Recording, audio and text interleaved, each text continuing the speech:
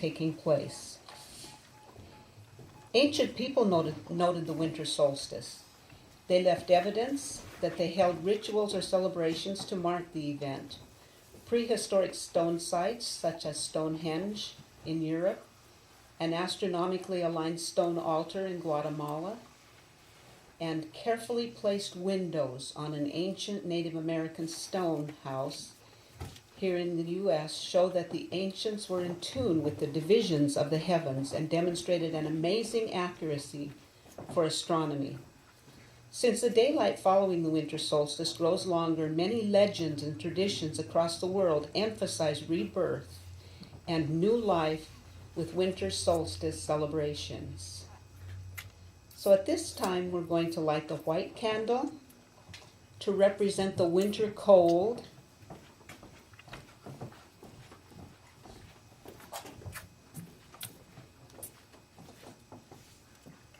And we'll light the black candle to represent darkness.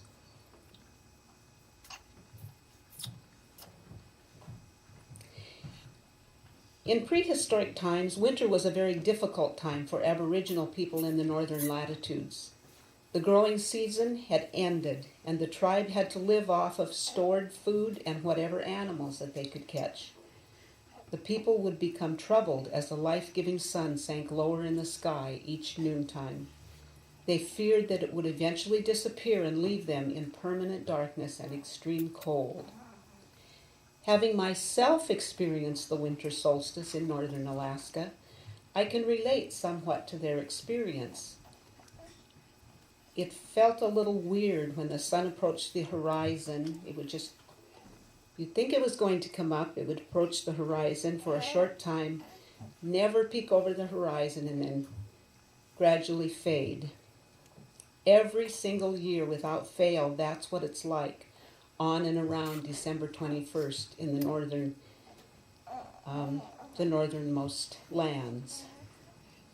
After the passage of the winter solstice, December 21st, the Aboriginal people would have reason to celebrate and regain hope in the future as they saw the sun rising and strengthening once more. Although many months of cold weather remained before spring, they took heart that the return of the warm season was inevitable. The Aboriginal people had no elaborate instruments to detect the solstice, but they were able to notice a slight elevation of the sun's path within a few days after the solstice, perhaps by December 25th. Celebrations were often timed right around December 25th. Egyptians' legends teach that the god king Osiris died and was entombed on December 21st. Priests later emerged showing the image of a baby born to a virgin and declaring the waxing light to signify Osiris' rebirth. Greek celebration, the winter solstice, with a ritual called Lenaea, the festival of the wild women. In very ancient times, a man representing the harvest god, Dionysos, was torn to pieces and eaten by a gang of women on that day. Later in the ritual, Dionysus would be reborn as a baby. By classical times, the human sacrifice had been replaced by the killing of a goat. Interesting enough, the women's role had changed to that of funeral mourners and observers of the birth. In Rome, Solus Invictus was a winter celebration where the sun deities were worshipped. In Japan, the Amaterasu celebration honored the sun goddess and her emergence from a dark cave. In Pakistan, during the winter solstice, a purification ritual is performed prior to feasting and singing and dancing. From Iceland and Russia to Vietnam and West Africa, winter solstice celebrations are among the first recorded winter holidays. While Celtic people celebrated this special time with feasts, some Native American tribes saw this unique celestial event in a different light. Among the Iroquois, it was a time of dreaming. Rather than staying up all night to celebrate the dawn, the people of the Longhouse turned in early to sleep and to dream. As Mother Night reigned supreme, in dreaming they walked between the worlds of light and darkness, gathering great meaning from the great mystery illuminated from them. At first light, the entire tribe would gather, and each tribe member, men, women, to the smallest child, would stand and relate what vision they saw this special night. The dreams would be discussed at length by the entire tribe for each vision's meaning, for the individual, for the tribe, and for the world. Sigmund Freud wasn't the first to explore or discover the importance of nightly dreaming, any more than Columbus discovered the New World, for the Iroquois practiced this annual event for 1,000 years before the first Europeans set foot on these shores. A central aspect of the winter solstice rites observed by many Native American tribes includes the making and planting of prayer sticks. Traditional prayer sticks are usually made out of cedar and are forked. Tobacco is offered to the largest tree of the same species in the area, and permission is asked to take a part of its relative. Prayer stick decorations include one wild turkey feather, a bit of tobacco in a red cloth, and fur or bones from an animal that the maker wishes to honor. Prayer sticks are made by everyone in a family for 4 days before the solstice. On the day named as solstice, the prayer sticks are planted, at least one by each person, in small holes dug by the head of the household. Each prayer stick is named for an ancestor or a deity. Now we're going to light the red candle to represent Christmas.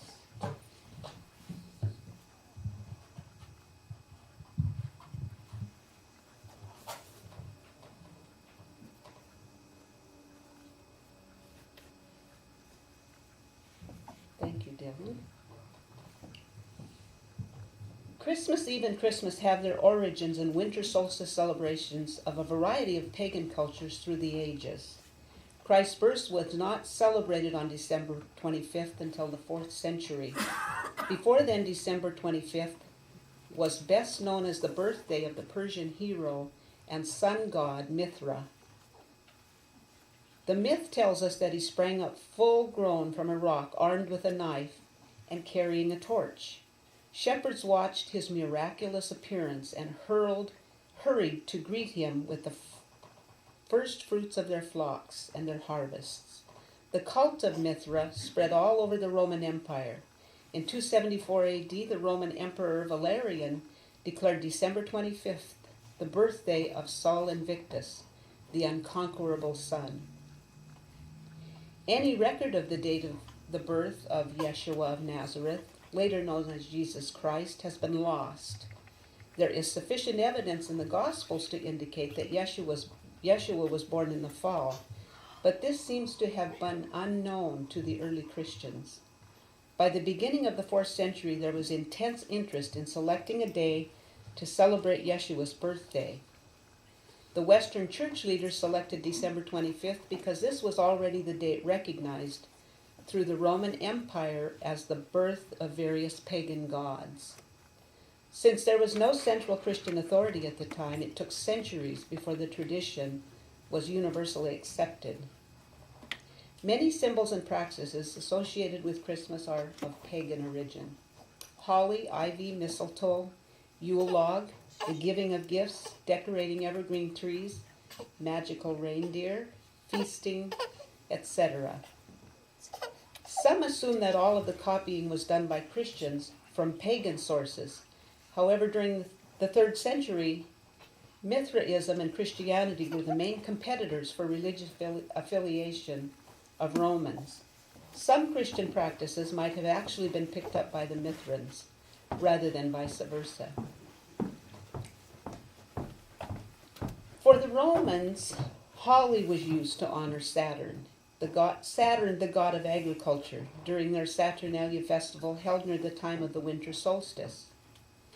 The Saturnalia was a festival upon which the Christmas holiday was directly modeled.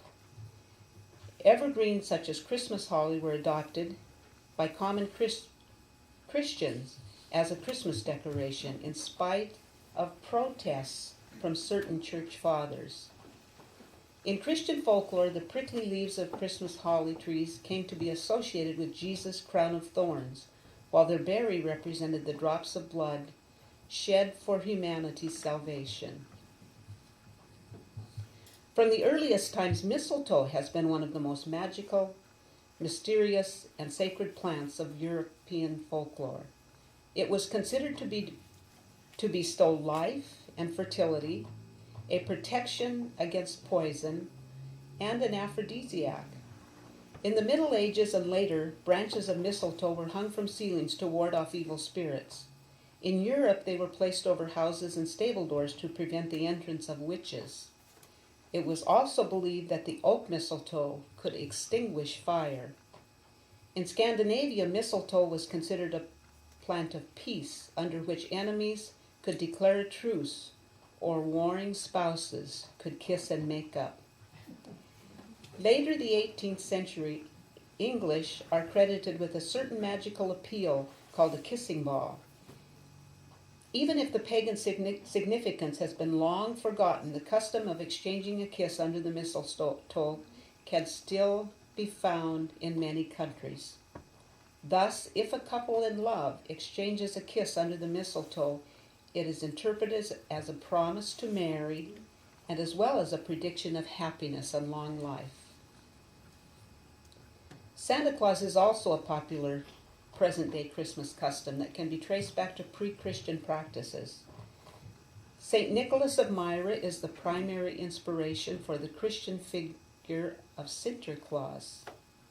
He was a 4th century Greek Christian bishop of Myra. He was famous for his generous gifts to the poor.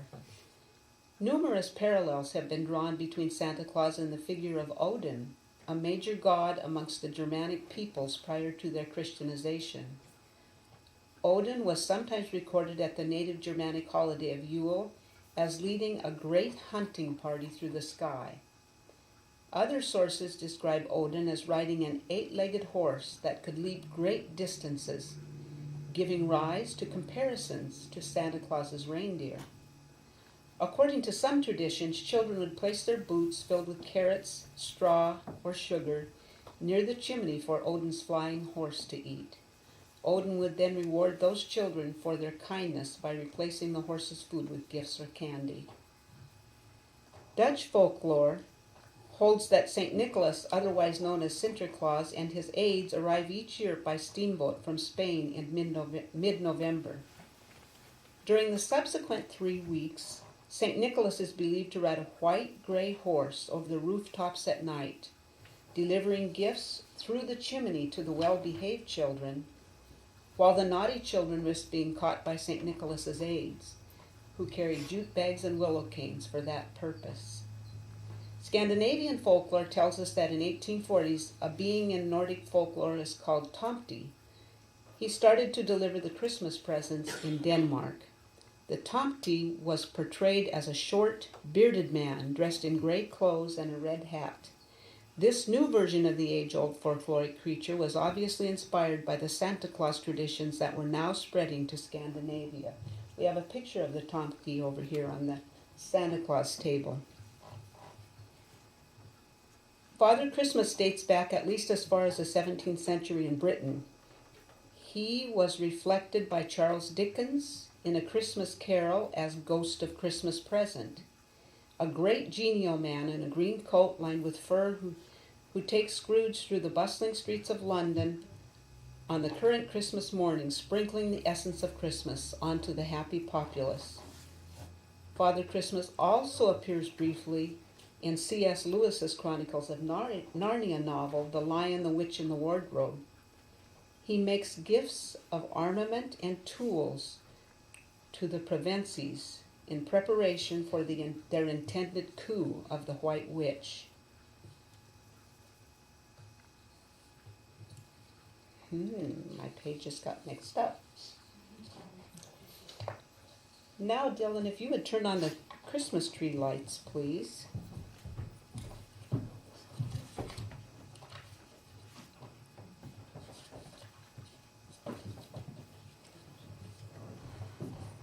Thank you. Yule trees go way back in pagan tradition and originally were outdoor live trees that were decorated with hanging candles.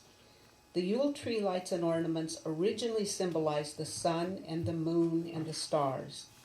Other Yule tree decorations represented the souls of the departed who were remembered at the end of the year. And then there's the modern day gift giving, which originated from hanging sacred presents on the Yule tree as offerings to the deity. Our Yule tree is decorated in traditional solstice style with golden lights and ornaments that represent the light of the sun and the moon and the stars. Our Yule tree has a traditional Moravian star above it, which has an interesting history told to you on the back of the order of service that you have. Our children will plant this tree on our property here, as it is custom to plant when using a live tree and to burn when using a cut tree. Another custom dating back to pagan roots is the burning of the Yule log. Originally, the Yule bonfire, burning of the log, was meant to give renewed life and power to the sun. Thus, the sun was reborn, with the shortest day marking the time of year when the days started becoming longer.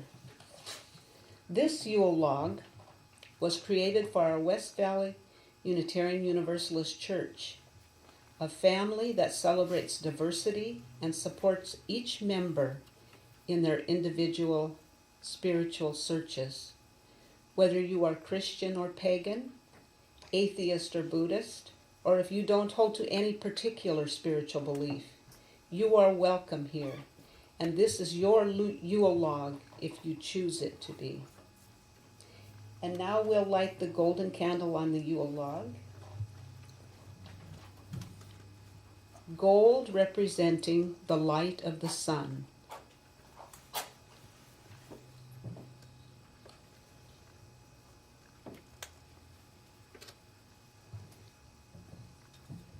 Traditionally, the Yule log would be burned in a bonfire. As it begins to burn, each member throws in a dried holly sprig and says farewell to the old calendar year. Farewell can take the form of thanksgiving, an appreciation, and or a banishment of old habits or personal pain. During the blaze, each member is invited to contemplate the year ahead and the power of possibilities. Each one then throws in an oak twig or an acorn into the fire to represent the year ahead and call out a hope or a resolution.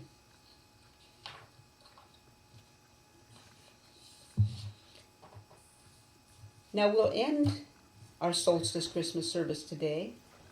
Dylan, would you pass around put the baskets of tea lights, and if everyone would take a tea light, please. We'll end the service with a short guided meditation. You'll notice on the bottom of the tea light, I'm sure most of you have seen them, there's a little black switch but don't turn it on.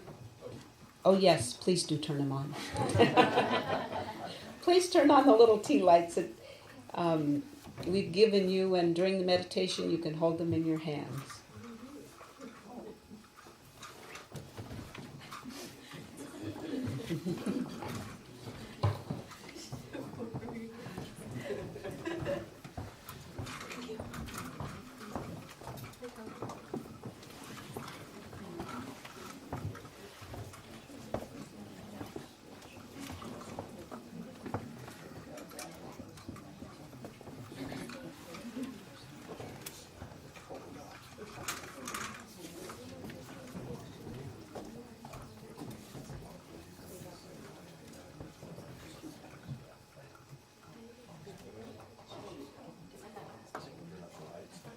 Barbara, would you turn off the lights back there, please?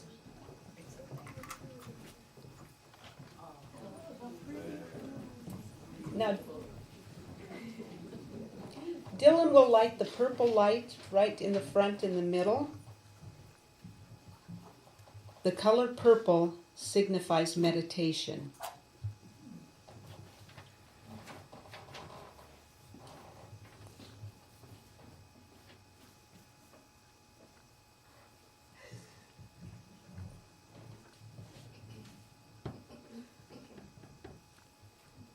Now close your eyes and take a few moments to contemplate the shortening of daylight at this time of year. Explore and celebrate the darkness. Honor the dark. This is the season when animals hibernate and nature sleeps, and we can turn inward also.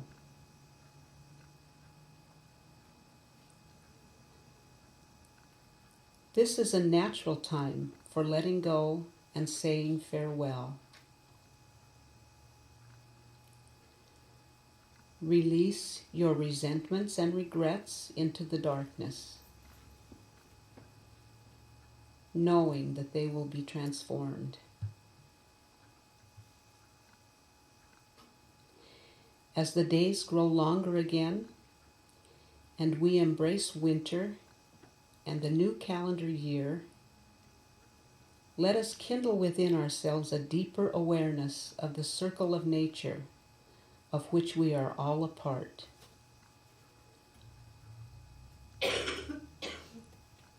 Let us celebrate our relationships with our families, with our friends, with our communities, with our cultures, with all nature, and with the divine. As you open your eyes and hold your lights, please do so with the intention of bringing light into the world. Think of ways in which you can help make the world become a lighter place. How do you bring light into the lives of those around you? Make a conscious effort to increase the amount of light you create as you go into the new year. Now we'll turn on the lights, please. And Dylan will light the last candle, which is green. The color green represents balance and renewal.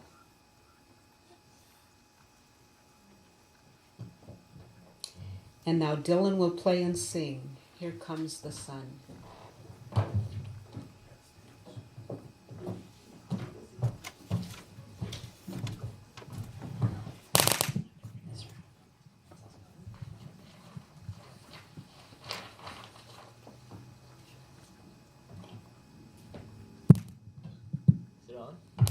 Is it on? Okay, sorry.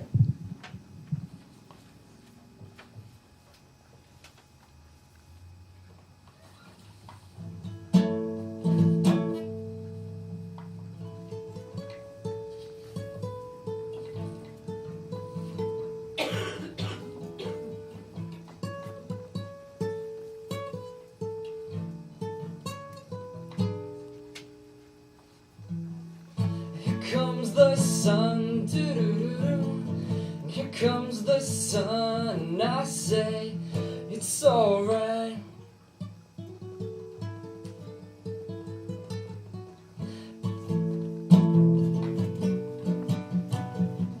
Little darling, it's been a long, cold, lonely winter. Little darling, it feels like years since it's been here. Here comes the sun, doo-doo-doo-doo. Here comes the sun, I say it's alright. Little darling, the smiles returning to the faces. Little darling, it seems like years since it's been here. Here comes the sun, doo-doo-doo-doo. Here comes the sun, doo-doo-doo-doo. Here comes the sun, and I say it's alright.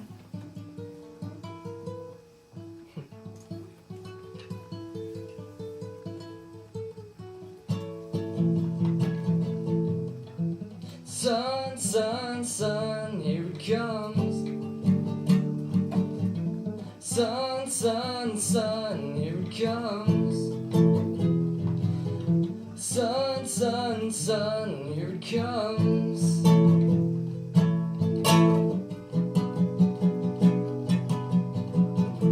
Little darling, I feel that ice is slowly melting. Little darling, it seems like years that it's been here. Here comes the sun, doo-doo-doo-doo. And here comes the sun, and I say it's alright. Here comes the sun, doo-doo-doo-doo. Here comes the sun, and I say it's alright. It's alright.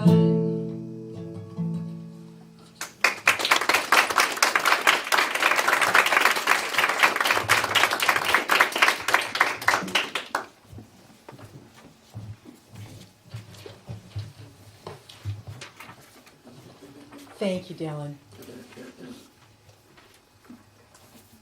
Please stand as you're willing and able and join in the singing of our closing hymn, Deck the Halls, number 235.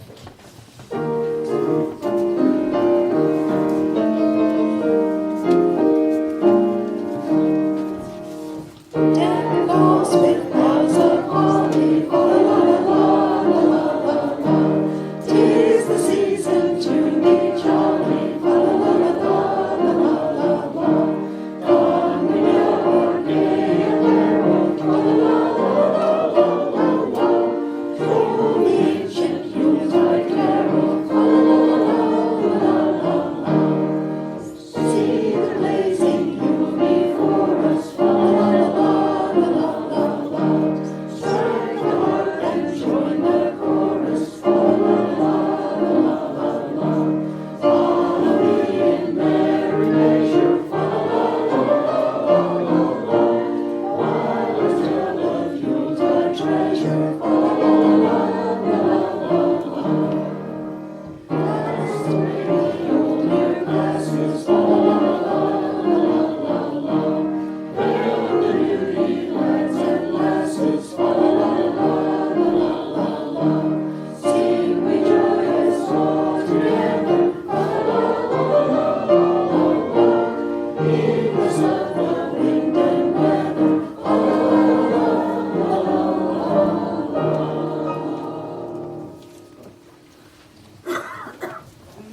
We thank Anna for planning this morning's beautiful service and sharing her reflections today.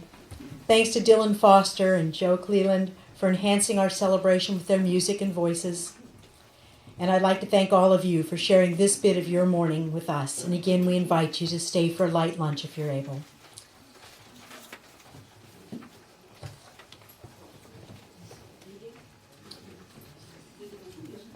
Oh, I'm just blanking out here. Sorry. Please join me in the reading of our West Valley UU's mission statement while I extinguish the chalice. This church provides a safe place to celebrate diversity, draw inspiration for our lives, foster social and environmental justice, and compassionately support each other in our spiritual searches.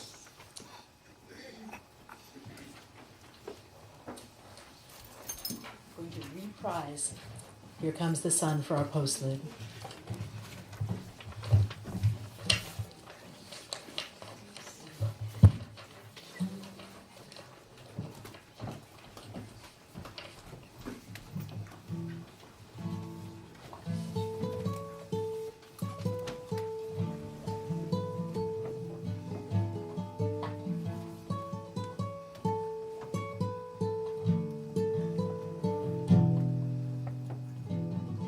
Here comes the sun, doo-doo-doo-doo.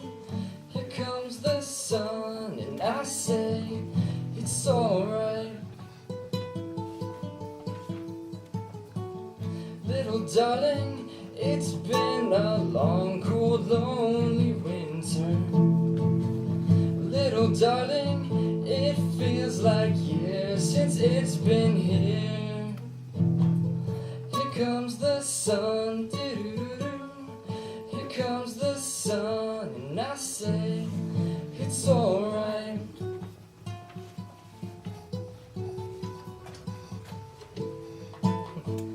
Little darling, the smiles returning to the faces.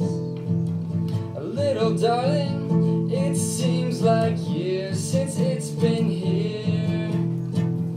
Here comes the sun, doo-doo-doo-doo. Here comes the sun, and I say it's alright.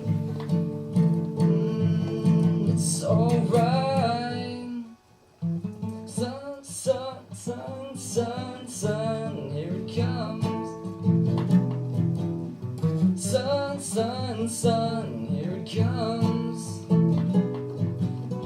Sun, sun, sun, here it comes.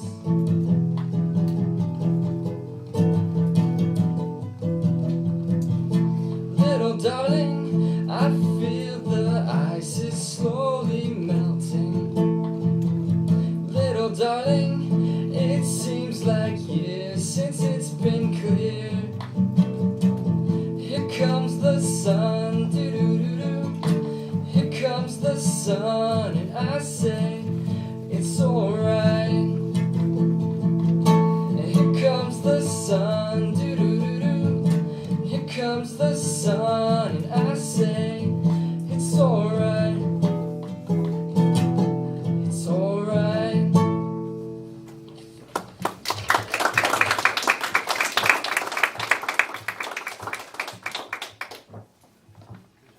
We're going to pass the baskets around and gather up the tea lights because we're going to use them tomorrow. Thank you. So you can just drop them on your way out if that's easier.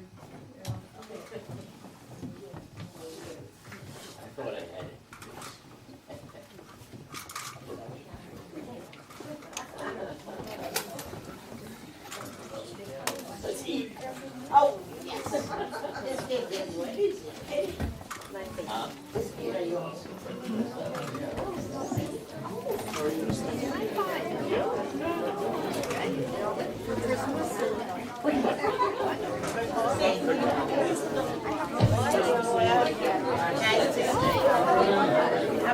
How about